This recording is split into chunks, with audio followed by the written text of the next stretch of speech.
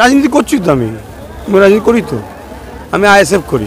আইএসএফের ব্যানারে 26 বিধানসভা কি রায়ের ময়দানে মানুষের অধিকারের জন্য জাতীয়তার দেশের সংবিধানকে বাঁচাবার জন্য মানুষের অধিকারের জন্য কথা বলা এটা আমার ধর্মীয় কালচার, এটা আমার ধর্ম শিখিয়েছে। মুসলমান নিজের দোষে মার খাচ্ছে কেন? সামান্য ভাতা বা ভাড়া নিয়ে মুসলমান রাজ্য সরকারের কাছে বিক্রি, বড় একটা অংশ, সবাই বলবো না। বালুরঘাটে একটা চাচা, দাড়িওয়ালা চাচা, তিনি ট্রেনে আসছিলেন, একটা মহিলা বাজে তকমা লাগে তাকে বেধড়ক মারধর করলো, কি বলবেন? হ্যাঁ দেখছিলাম, দেখে দুঃখ পেলাম, এছাড়া কি বলবো, এছাড়া কি বলবো, দুঃখ পেলাম। পাশের বিধানসভাতে দেখা গিয়েছে মসজিদে পেশাব করছে বা কোরআন শরীফ ছিঁড়ে ফেলে দিয়েছে, তারপরে এখনো পর্যন্ত সেই শাস্তি তিনি পায়নি বা এখনো পর্যন্ত গ্রেপ্তার হয়নি, এমনই দাবি খবর পাওয়া যাচ্ছে, কি বলবেন? ওই দেখলাম, দুঃখ পেলাম। এই যে ট্রেনে যে বালুরঘাটে যে ঘটনা ঘটলো চাচার সাথে, সেই নিয়ে চাচা একটা মামলা করে মহিলার উপরে। সেখান থেকে বিজেপি নেতা বলছেন যে মহিলার উপর যদি অ্যারেস্ট করা হয় তাহলে আগুন জ্বালিয়ে দেবো পশ্চিমবাংলায়, কি বলবেন? শুনছি, দুঃখ পেয়েছে, এছাড়া কি বলবো। তারা এই সাহসগুলো পাচ্ছে কতক্ষণ ভেবে দেখেছেন? তারা তো এই সাহসটা পাচ্ছে এই জন্য সরকার তাদের, প্রশাসন তাদের, সব তাদের, রাজ ক্ষমতাদের, তাই তো সাহস পাচ্ছে। আমাদের তো কিছু নেই, এছাড়া দুঃখ করা ছাড়া কি করবো? আপনাকে মুখ খুলতে দেখা যাবে, আপনার হোমকারে যুবকরা কিন্তু রাস্তায় নামে, আপনি কি করবো? রাস্তায় নেবে 26-এ কি আপনার দেখা যাবে?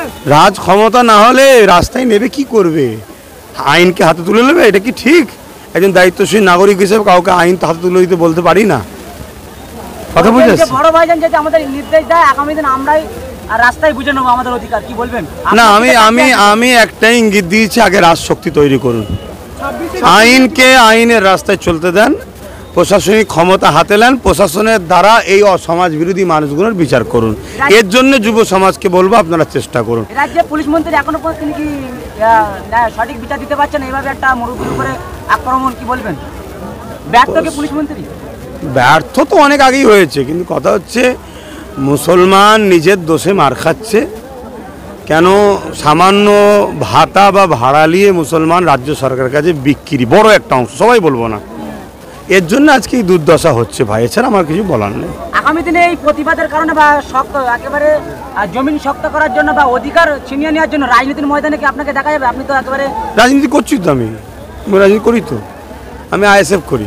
আইএসএফের ব্যানারে 26 বিধানসভা কি রায়ের ময়দানে মানুষের অধিকারের জন্য জাতীয়তার দেশের সংবিধানকে বাঁচাবার জন্য মানুষের অধিকারের জন্য কথা বলা এটা আমার ধর্মীয় কালচার, এটা আমার ধর্ম শিখিয়েছে। আমি একজন পীর সাহেব বা পীরজাদা যে ভাষায় আপনি ডাকেন, ওটা আমার ধর্ম আমায় শিখিয়েছে মানুষের অধিকার, মানুষ গরিব মানুষ, মুসলিম মানুষের পাশে দাঁড়াও, দেশকে ভালোবাসো, দেশের সার্বভৌমত্ব নিরাপদে রাখো, এর জন্য তুমি কাজ করো, এটা আমার ধর্মীয় কাজ, আমি করছি তো। বাংলায় যা ঘটছে 26-এ কি বিধানসভা ভোটে আইএসএফের ব্যানারে আপনাকে লড়াইয়ের ময়দান দেখা যাবে? সেটা সময়ের কথা, সেটা তো দেখো, আমি তো এখনো বলছি তো, গরিবের হয়ে লড়াই করা, গরিবের হয়ে কাজ করা, গরিবের হয়ে করা, এটা আমার ধর্মীয় কাজ, আমি করে যেতে হবে, সবসময় করে যেতে হবে। আপনার সংগঠন করার জন্য এই ক্যানিং বিধানসভাতে একাধিক এলাকাতে আপনার কথা মতন একেবারে প্রতিবাদ করার জন্য বুলডোজার দিয়ে ঘরবাড়ি ভাঙচুর করেছিল, সেই এলাকাতে এত মানুষের দল, আবার আগামী দিন কি পদক্ষেপ নিচ্ছেন? দেখুন, আমি এতটুকু বুঝি, ইমানদারকে কখনো বুলডোজার কেন পারমাণবিক শক্তিতেও রুকা যায় না। রমজান মাসে আবার আসলেন, অতএব সেই জায়গায় যারা চেষ্টা করছে জালিমদের হাতকে শক্ত করার, তারাই একদিন ধ্বংস হবে। মজলুমদের যুগে যুগে বিজয় হয়েছে, ইনশাল্লাহ আগামী দিন আমাদেরই বিজয় হবে।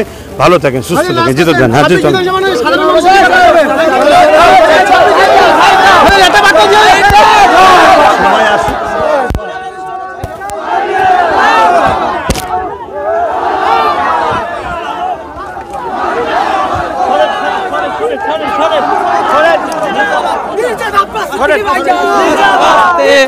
আস্তে দাঁড়িয়ে